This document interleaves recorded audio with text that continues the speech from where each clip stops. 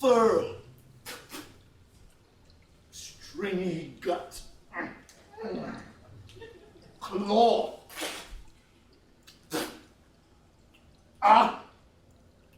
A sweet taste of pancreas.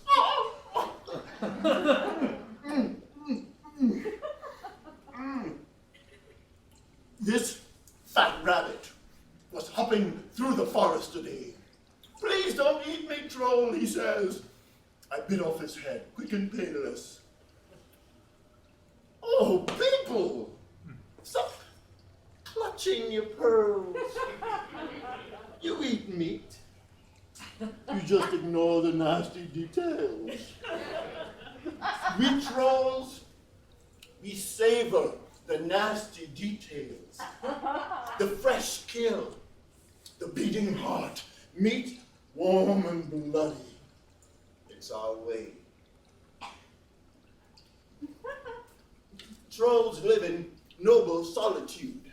We only meet when we must, usually to fight over a bridge to the death. That's our way too. I have this lovely bridge all to myself. Maybe it's a bit lonely. Maybe my only conversations are with my food. How's your mother today, Mr. Elk? No, you foolish troll. Do not fraternize with your food. Just chew it. Except sometimes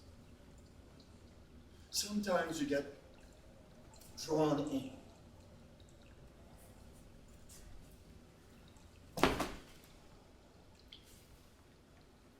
I was under my bridge reading a book when I heard footsteps overhead.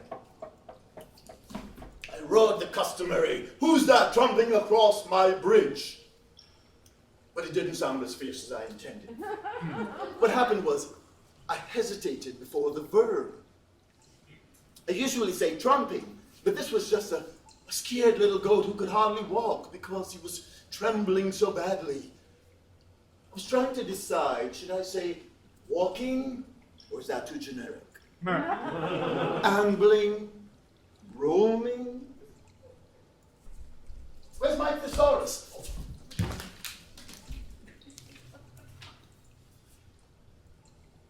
My hesitation gave the little guy false hope.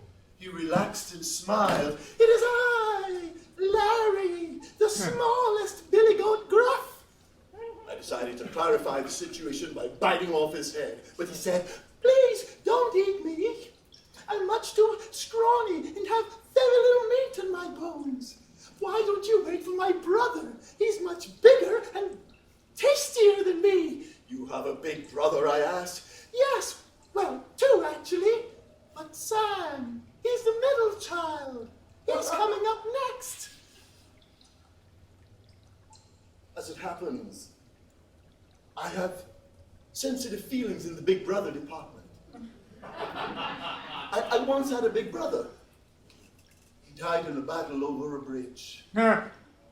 He was well past his prime. No teeth, one eye, but he put up a savage fight for 3 days. On the 3rd day, I knew he was going to lose. I felt sad. I wanted to say goodbye. I wanted to tell him what a good big brother he was. He smiled at me as he trudged to the field of battle. He knew it was the end, but after a few brutal hours, I killed him. It's our way. It's how I got my bridge. These brothers you mentioned, they're bigger than you? Yes. And stronger? Yes, they're very brave and super strong. So why did they send the littlest one? Why are you here alone? He looked at me as if the questions made no sense. This made me very angry. I wanted to grab him and chew him up, just to clear my mind. But the little fellow just stood there, beaming with pride for his big brothers. Did they tell you to say they were coming so I'd let you go? No! They said that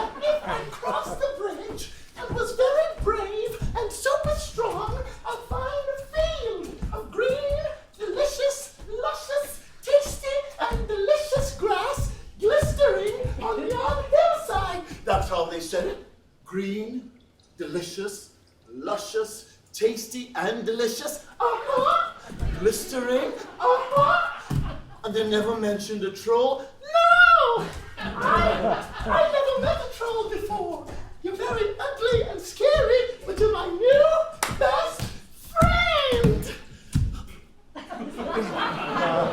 At that point, I climbed into my head to contemplate the callousness of Larry's big brothers. Why did they send the weakest one? Maybe they thought I'd take pity on the little guy. That was it. I was being played. It almost worked, but I'd show them I'd swallow him up whole. But when I went to grab him, Larry was gone.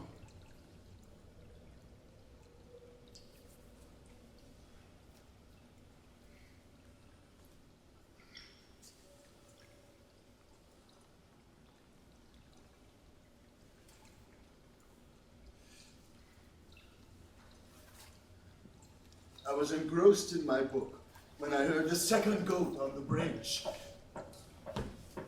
My stomach was growling by then, and this goat looked fat and juicy. Who's that? Yada yada. It is I, the second Billy Goat Gruff, your Sam, the middle child. That caught him off guard. I just met Larry, your little brother. Was he very brave and super strong? Wait. We talking about the same guy? A little kid about yay high? Yes, did he fight a great fight? Sure did. He defeated me in battle, so I had to let him pass. He's in the glistering grass on yon hillside. Sam gawked at me.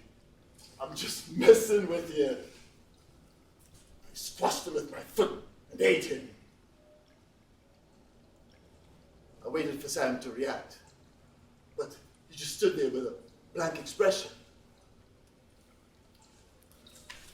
I eat live prey, so I need my food to struggle, put up a fight, maybe hurl a few insults or threaten to call a lawyer. But Sam here was giving me nothing. So I twisted my foot to show how I had squashed his little brother. Nothing.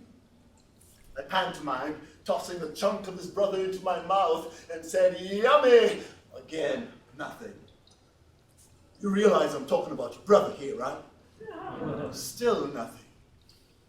So I roared a mighty roar and said, I'm still mighty peckish. I'm ready for the main course. Now that got a rise out of him. He said, don't eat me. I'm much too scrawny and have very little meat in my bones. He sucked in his gut to make himself look skinny. Now, that never works. You know that, right? Wait for my big brother Roy. He's a strapping fellow, brawny, grass-fed, prime quality, well-marbled meat. Rippling haunches, succulent tenderloin. He'll be a much better meal than me. Oh, I was so hungry, I began to fantasize about prime quality, well-marbled, grass-fed, succulent goat meat. The tenderloin is a particular favorite, so tasty. I was ready for dinner, but when I came out of my reverie, Sam was gone.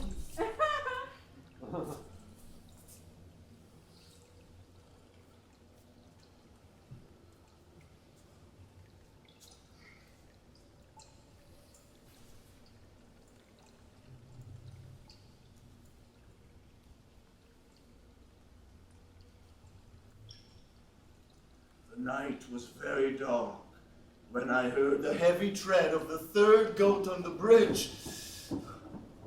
Who's that trundling across my bridge? He was a big fellow, maybe the biggest goat I ever saw. This would be an epic battle. But the goat just stood there and said nothing. I said, who's that tramping across my bridge? The goat remained absolutely still and absolutely silent. Roy, I know it's you. I just ate your brothers. They suffered a great deal. I wasn't at all nice about it. Where's our big brother Roy? Chomp, chomp, chomp. Why isn't Roy here to save us? Chomp, chomp, chomp. I could hardly believe my ears. The goat was chuckling. Then he said, were they very brave and super strong?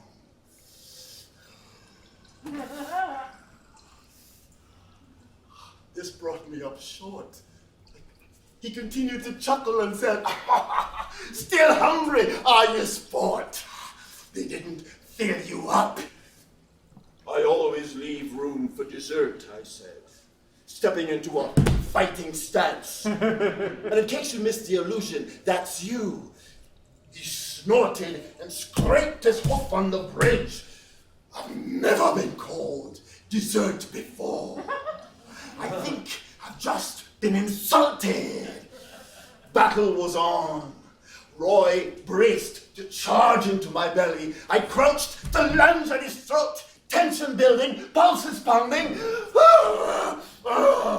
Suddenly, Roy stepped back and then started to walk away. Wait, where are you going?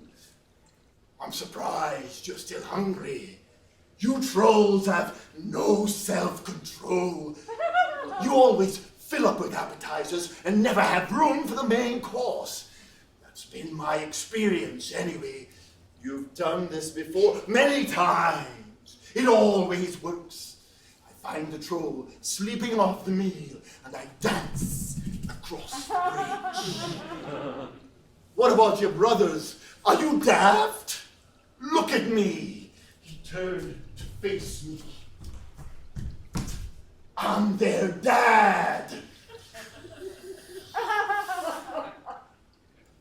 I was speechless. I ran out of brothers long ago, but me and my wives can always make more sons. I've had dozens. They're all young and foolish, so I fill their heads with bluster and nonsense and send them into the world. Works out great for me. For them, not so much. He reached the end of the bridge and said, you're too soft and talky. You won't be here long. I'll wait for the next troll. With that, he trotted off into the night.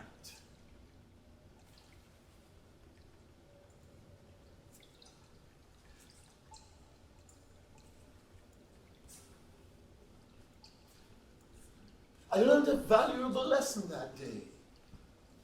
I'm just not sure what it was. Was it that I shouldn't fraternize with my food? No, that's not it. I've been battling that particular addiction for years. Was it that I should stop eating goats? No, goats are a nutritious part of my diet. But what should I do about Roy? He sends his sons off to die for him. Fathers in the animal kingdom just don't do things like that. They live in a violent world, not a barbaric one. So, where would a dumb goat like Roy get an evil idea like that? Where indeed?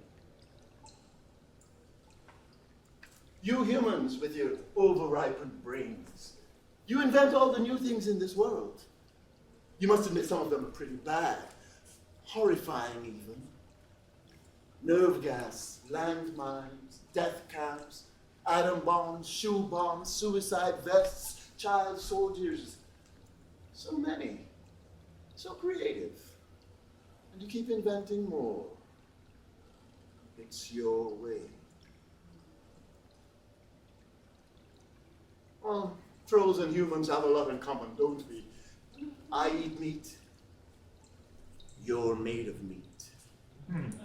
That's a connection, right? And to be honest, not all your inventions are bad. In fact, there's one I kind of like. In fact, it may be just what I need. The pinnacle of human culture. Food for the mind and food for the belly. Maybe a little wine in the bargain.